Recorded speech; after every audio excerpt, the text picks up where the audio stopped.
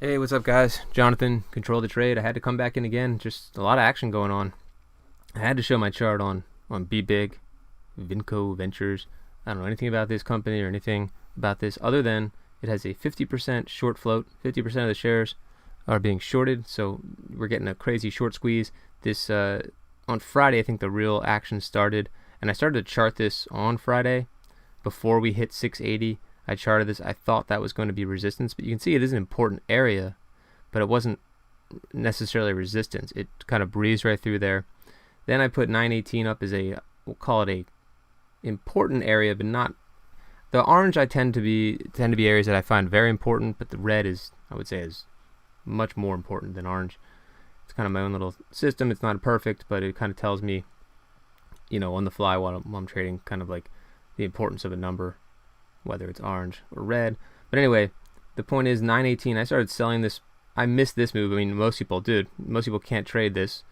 I'm using Thinkorswim. So I actually did sell some at 918, I think was my price, or 920 or whatever it was, around this zone. You can see that it has served as resistance. We have not closed above 918.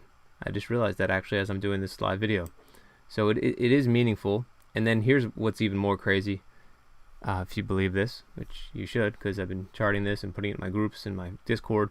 680 was my number, and look where we made our low, 683.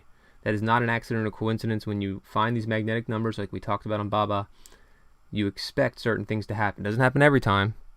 Like we didn't find resistance here. We did it first for like a second, and then it became support. But we have more confidence if we know these numbers are important. So I actually made a buy down here at about 685, I think it was 690, once I saw this hit. Now it still has work to do. This is a very bearish pattern. However, the way I look at the market, we're expecting a reversal candle soon here. We just need to start closing back above 775, and that should spark a move up here towards 918 again. So you might get a little consolidation in this zone here, kind of a fight again within this large. It is a wide range though, so you got to be careful with that. I'm going to show you guys something even cooler, which I think is cooler, which is AFRM. Right before this thing popped, I charted it. Oh, I did it twice. I charted 103 as the possible resistance, and I was shocked to see it hit 103 on the button. Not even a penny different. Hit 103, came back, and then I'd already had 9090 as my other important number, and we came down to test that, and then they also tested the low of this candle here and never closed below the low of this candle here, by the way. We're at a 10-minute chart here. I'm looking at after hours from Friday. The low here was 87. We never closed below that. That's important. And we got a little consolidation on this huge, huge bull move here, bullish move. And then we popped back over that number, and then we consolidated a little bit, popped back up, and we challenged 103 again, this time at 102.88. Now we're kind of doing the same thing again. Look at the low here, 91.28. Pretty close to our 90.90. Now, this is a very bearish pattern on the 10-minute chart intraday. Got to overcome the high of this candle here, or you're just going to be consolidating within this candle for maybe a move lower, back down to 90.90 or lower. But if we start closing 10-minute candles above this candle, I'd be pretty confident that we'd see a triple, we'll call it a triple top, even though you don't necessarily want to count Friday's after hours or this morning's pre-market. But we would definitely start to challenge that high again. Then I have to probably chart higher and see where the next resistance would be. But right now, it looks like we're just going to hang out in this zone here.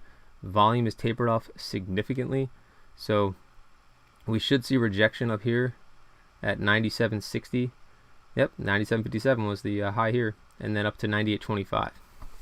So that's a quick look at AFRM. I had to pull those up because those are some big names right now. And BBIG, bull case, you got to stay above 680. You got to start closing candles up above 775 or 8.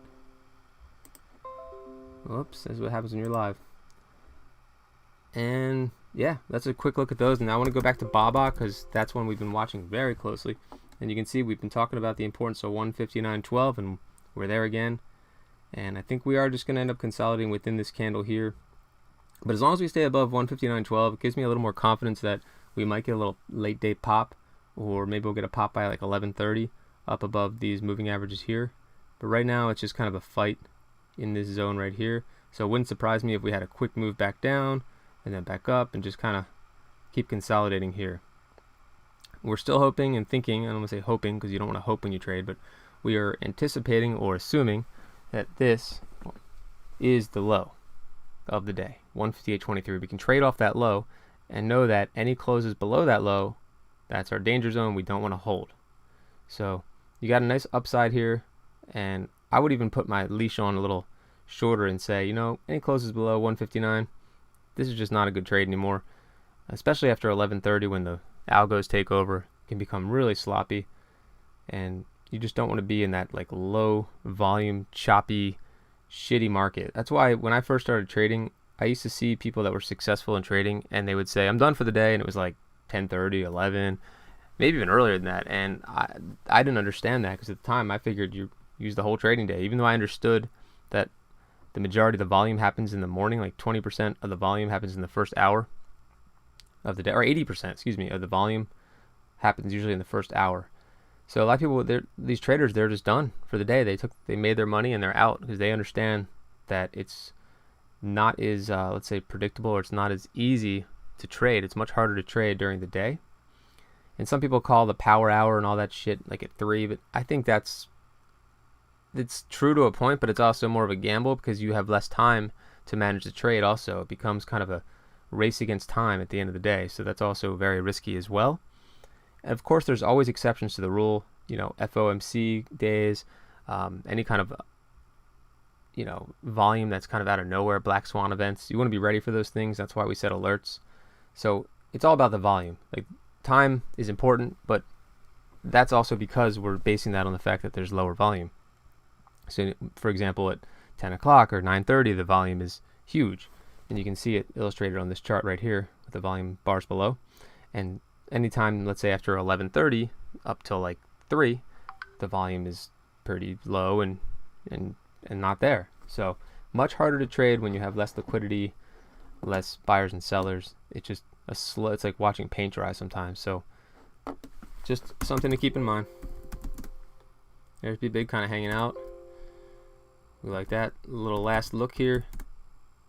All right, I'll come back again, guys, if anything interesting happens. I hope you've subscribed to my YouTube. I'm trying to really grow all my streams, my channels, Discord. Eventually, I'd love to have some sort of subscription service where I'm helping traders identify important levels and sending out alerts so they can make high probability day trades. And I'd like to see people stop guessing and stop holding and hoping and bag holding and following the hype and all that. It's just not how you trade properly. I used to not understand how day trading worked. I thought it was all random luck, and then when you learn how to chart and you learn proper technical analysis and things that work for you, and risk tolerance and not risk tolerance, money management, those are the important things. Not buying something that's hyped up or because everyone else is buying it. That can work, obviously, but it can also fail miserably. I don't want to flip a coin when I'm trading. I want to control the trade, as the name of my channel suggests. So that's why we'll end it here, and we'll say, remember, don't let the trade control you. Thanks for watching. See ya.